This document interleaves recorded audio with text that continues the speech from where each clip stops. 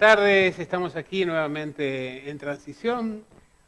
Una semana más tranquila que otra, seguramente, después de la aparición de Cristina por Infobae que habíamos visto el otro día, tratando de convocar a un segmento más amplio de la ciudadanía, pero luego, en realidad, sin autocrítica, sin reexaminar ningún aspecto de su gobierno y sin propuestas, razón por la cual esto cayó prácticamente en el vacío. Y el domingo creo que se desdijo totalmente cuando aparece Florencio Varela con su discurso tradicional. Mientras tanto, en el peronismo aparecieron distintas voces, por ejemplo la de Verónica Magario, que planteó que Cristina solo iba a acompañar en la próxima etapa. Leo Nardini, que dijo que Cristina se había autoexcluido del proceso. Los gobernadores que están esperando, y muchos sectores del peronismo, que una derrota de Cristina Fernández en las elecciones próximas del mes de octubre, como para tratar de refundar el espacio. Y en el medio, bueno, movimientos, marchas, contramarchas, y el gobierno que disfruta de esta situación de fragmentación interna, de reacomodamientos que nos presentan un futuro que parece ser complicado, difícil de prever, aunque en definitiva entra dentro de la lógica habitual de que las internas del peronismo se constituyen en las internas de la nación, ¿no? Entonces, en este contexto, la economía empezó a dar algunos datos un poco más positivos, aunque en rubros que no llegan al bolsillo de la gente todavía, razón por la cual evidentemente vemos que el voto en definitiva parece responder entre alguien que tiene una propuesta, aunque no sea la más favorable para las mayorías, y otro que no tiene nada, o por lo menos no la has expresado, queda claramente marcado que hay tal vez una búsqueda del orden en relación a las expectativas sociales.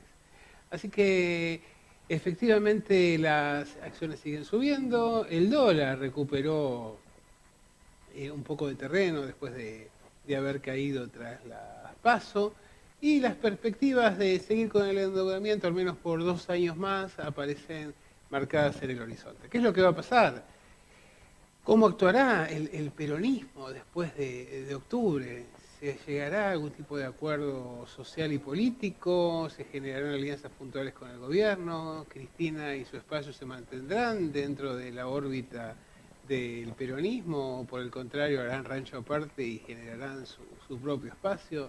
Bueno, tenemos muchas dudas que se van a ir esclareciendo con el paso del tiempo, pero solo hay una certeza, y es que el 23 de octubre, un día después de las elecciones, se lanza la campaña presidencial. Por lo menos hay un gobernador, con otros que los respaldan, que está dispuesto a hacer público su voluntad de ser candidato por el espacio del peronismo.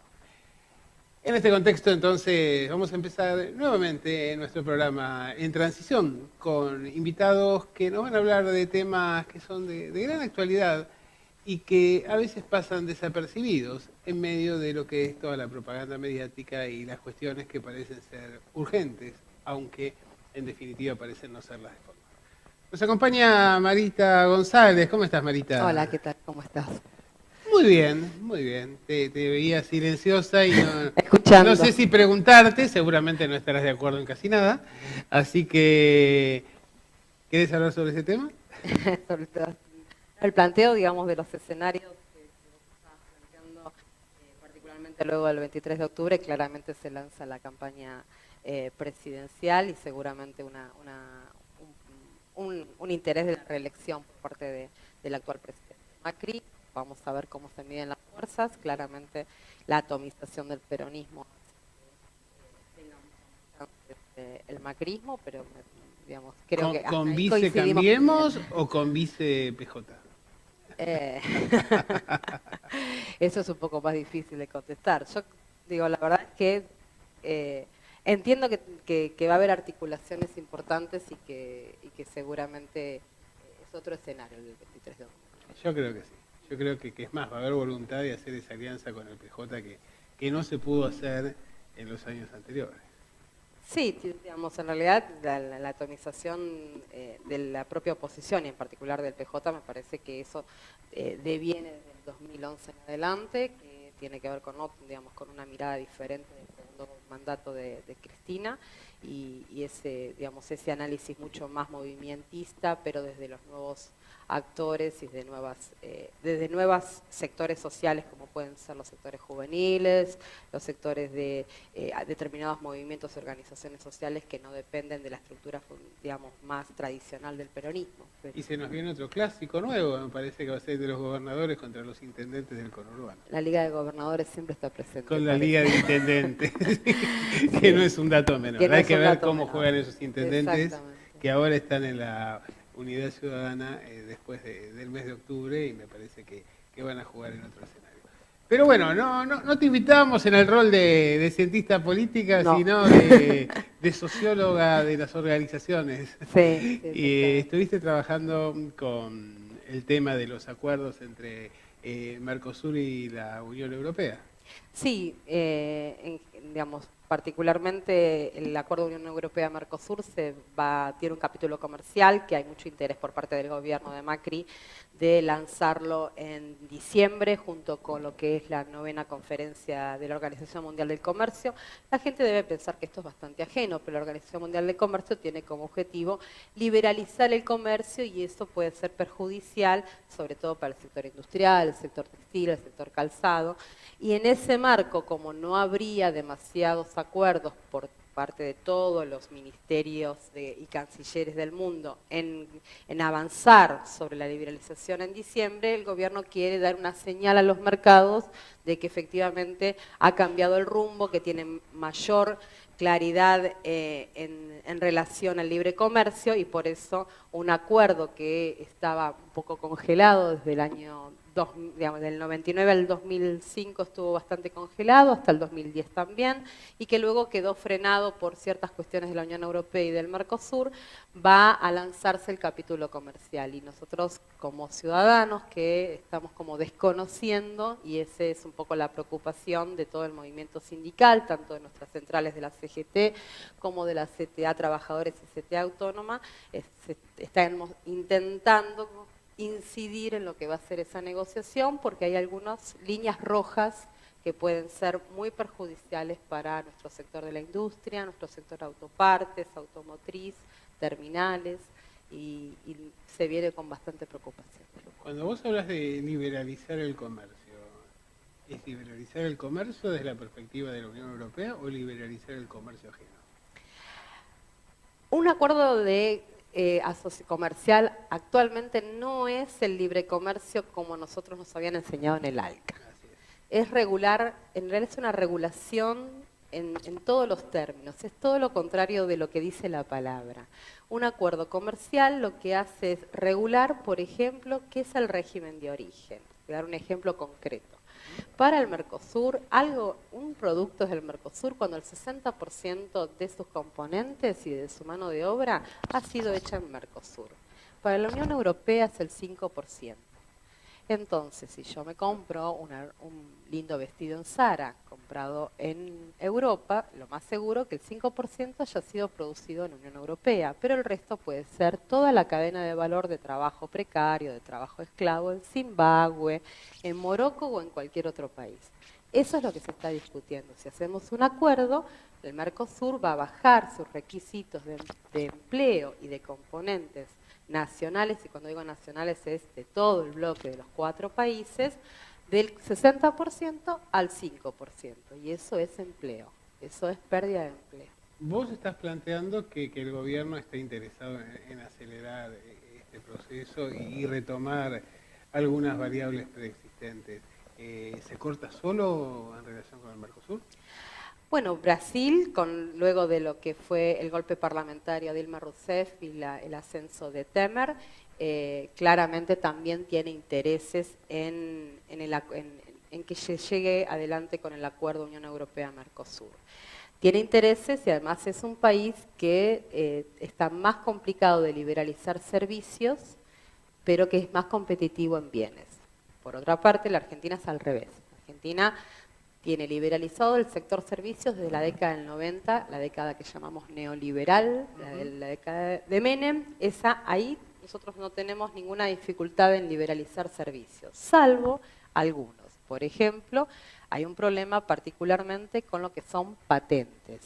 Digamos, uno de los capítulos que plantea el Acuerdo Unión Europea-Mercosur está vinculado al tema de las patentes, donde Europa nos exige más periodo de patentes y nosotros tendríamos que dejar de usar los genéricos. Esto es para que la gente lo entienda perfectamente. Si ese acuerdo se concreta, nosotros vamos a tener que pagar más en medicamentos porque nosotros no tenemos ninguna patente en nuestro país, en el Mercosur hay muy pocas patentes y por lo tanto vamos a tener que pagar un servicio, un canon de patentes a la Unión Europea. Eso es parte del acuerdo y esto es uno de los puntos rojos para nosotros. El otro está vinculado al tema de los derechos laborales. Digamos, si liberalizamos el sector de obras públicas y por lo tanto una empresa europea puede tener trato nacional para cualquier obra pública, ahí ya la discusión no va a ser con Lázaro Báez, ¿sí? Va a ser claramente con una empresa europea que puede colocar las condiciones de empleo de Europa o considerar de tercer mundo y tener otras condiciones a la baja de derechos laborales. Y eso recuerda un poco la época de Onganía, ¿no? Con los sindicatos que surgen allá de Citrac, Citram y todo esto, es decir, el hecho de ese sindicalismo nuevo, moderno, de alguna manera vinculado con las empresas multinacionales que tenían sus propios regímenes de contratación. Sí, puede ser que esos regímenes sean favorables o puede ser que sean no favorables. Yo creo que siempre lo peor de este acuerdo es que no es transparente. En realidad accedemos en forma oficiosa, pero no oficial a los contenidos del acuerdo y lo hacemos mucho más por los documentos que nos entrega Europa que por lo que nos entrega la Cancillería Argentina. Entonces, al no ser transparente uno empieza a tener desconfianza, porque si no hay transparencia claramente hay algo que está oculto. Si hay algo que está oculto es porque sería perjudicial para los trabajadores. En ese sentido, la experiencia de Onganía, de las multinacionales, particularmente de autopartistas y terminales, sería la contracara de lo que está ocurriendo. Europa y Brasil son muy competitivos en terminales, con lo cual nosotros podríamos tener un mayor cupo de carne si eso es lo que finalmente se negocia, se habla de 85.000 toneladas y eso es lo que el gobierno va a intentar vender como lo más importante de este acuerdo, pero como contrapartida estamos perdiendo exportaciones a Brasil en casi 700 millones de dólares anuales en lo que hace autopartes y terminales, con lo cual si yo fuera Citrac, si yo fuera Esmata estaría preocupada. No, pero me recuerda un aspecto del plan aquel de Martínez de Hoz de agrarizar el país y básicamente mantener algunas pocas industrias de punta con un alto nivel de desocupación para mantener los empleos bajos, los salarios bajos. Sí, absolutamente. Creo que sí, creo que igualmente es cierto que lo que estamos haciendo, si este acuerdo se da en estas características, es cambiando de socio. Lo que antes le vendíamos a Brasil, es probable que lo podamos vender a la Unión Europea, pero a cambio tenemos una reprimarización de la economía. Este sería como el primer resultado a la luz de los primeros documentos que salen a la luz de forma oficiosa. En segundo lugar, digamos, sí, claramente, y esto creo que te va a gustar escucharlo, está vinculado al tema de la necesidad de una reforma laboral. La reforma laboral no en términos de cómo lo ha hecho Brasil. Brasil juega en otra liga, Brasil juega en los BRICS y necesitaba esta reforma porque en realidad sus socios estratégicos en esa liga son el mundo asiático. Nosotros no somos de la primera liga, con lo cual nadie le está exigiendo al gobierno actual una reforma laboral, sí le está exigiendo seguramente reformas puntuales en algunos sectores. Muchas de las cuales se han ido produciendo, ¿no? Sí, de hecho, de facto. De facto. Bueno, Marita, gracias por este baño de optimismo entonces que nos has dado, con este futuro esplendoroso. Y bueno, esperamos que nos visites pronto. Esperemos, nuevamente. Los parlamentos también tendrán bastantes cosas que decir. Cuando este acuerdo se apruebe, bueno, serán los parlamentos y acá ahí tiene que ver con la mayoría o no que se logre la posibilidad de decir, bueno, el Parlamento está de acuerdo o no está de acuerdo con estos acuerdos que son definitivamente de libre comercio o de regulación. Bueno, vamos a una pequeña pausa y seguimos aquí en Transición.